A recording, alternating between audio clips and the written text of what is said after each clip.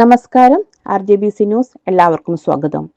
അടുത്ത 12 മണിക്കൂറിനുള്ളിൽ ജീവനുള്ള 20 ബന്ദികളെയും 19 മുതൽ 20 വരെയുള്ള ആളുകളുടെ മൃതദേഹങ്ങളും ലഭിക്കുമെന്ന് പ്രതീക്ഷിക്കുന്നു.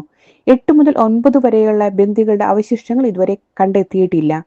നാളെ അതിരാവിലെ ഗസ മുൻപിലെ പല സ്ഥലങ്ങളിൽ വച്ചായിരിക്കും ബന്ദി കൈമാറ്റമെന്ന് ഖത്തറി ചാനലായ അൽ അറബിയോട് ഹമാസ് വൃത്തങ്ങൾ അറിയിച്ചു. തിങ്കളാഴ്ച രാവിലെ 6 മണിയോടുകൂടി ഹമാസ് ഇസ്രായേൽ ബന്ദികളെ മോചിപ്പിക്കുവാൻ തുടങ്ങുന്നതായിരിക്കും. കരാർ പ്രകാരം അവസാന ഇസ്രായേൽ ബന്ദിയും നാട്ടിലെത്തിയാൽ മാത്രമേ ഇസ്രായേൽ ജയിലുകളിലെ പലസ്തീൻ കൊലപാതകികളെ വിട്ടുകൊടുക്കുകയുള്ളൂ. എന്നാൽ മരിച്ച 8-9 ബന്ദികളുടെ മൃതദേഹങ്ങൾ ഹമാസിന് കണ്ടെത്തുവാൻ സാധിച്ചിട്ടില്ല.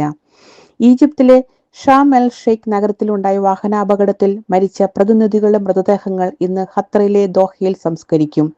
മരിച്ചവരുടെ കുടുംബാംഗങ്ങൾക്ക് അനുശോചനം രേഖപ്പെടുത്തി പരിക്കേറ്റവർ വേഗത്തിൽ സുഖം പ്രാപിക്കട്ടെ എന്ന് ആശംസിക്കുന്നു. നാളെ രാവിലെ 7 മണി മുതൽ 2 മണി വരെ ടെല്ലവീവ് മുതൽ ജെറുസലേം വരെ ഹൈവേ നമ്പർ 1 ബ്ലോക്ക് ആയിരിക്കുമെന്ന് മാധ്യമവൃത്തങ്ങൾ അറിയിച്ചിട്ടുണ്ട്.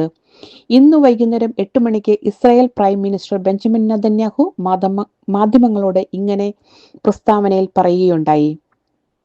ഇസ്രായേൽ പൗരന്മാരെ, എൻ്റെ സഹോദരി സഹോദരന്മാരെ, ഇതൊരു വൈകാരിക സായാഹ്നമാണ്, കണ്ണുനീരിന്റെ സന്തോഷത്തിന്റെ സായാഹ്നം. നാളെ നമ്മുടെ പുത്രന്മാർ സ്വദേശത്തേക്ക് തിരിച്ചെത്തുന്നു. കൊലപാതകികളുടെ മോചനത്തിൽ ദുഃഖവും എന്നാൽ തട്ടിക്കൊണ്ടുപോയ ആളുകളുടെ തിരിച്ചുവരവിൽ സന്തോഷവും കലർന്ന ചരിത്ര സംഭവ നിമിഷങ്ങൾ നിറഞ്ഞ നിമിഷങ്ങൾ. സംയുക്ത സേനയുടെ സഹായത്തോടെ വമ്പിച്ച വിജയങ്ങൾ നമ്മൾ നേടി. ലോകത്തെ മുഴുവൻ അത്ഭുതപ്പെടുത്തിയ വിജയങ്ങൾ. IDF സൈനികർക്കും കമാൻഡർമാർ, സുരക്ഷാ സേന, പ്രിയപ്പെട്ടവരെ നഷ്ടമായ ദുഃഖിതരായ കുടുംബാംഗങ്ങൾ, ശാരീരികമായും മാനസികമായും വേദന അനുഭവിക്കുന്ന സൈനികർ, ഇസ്രായേൽ പൗരന്മാർക്കും ബെഞ്ചമിൻ നെതന്യാഹു നന്ദി അറിയിച്ചു. നാളെ ഒരു പുതിയ പാതയുടെ തുടക്കമാണ്.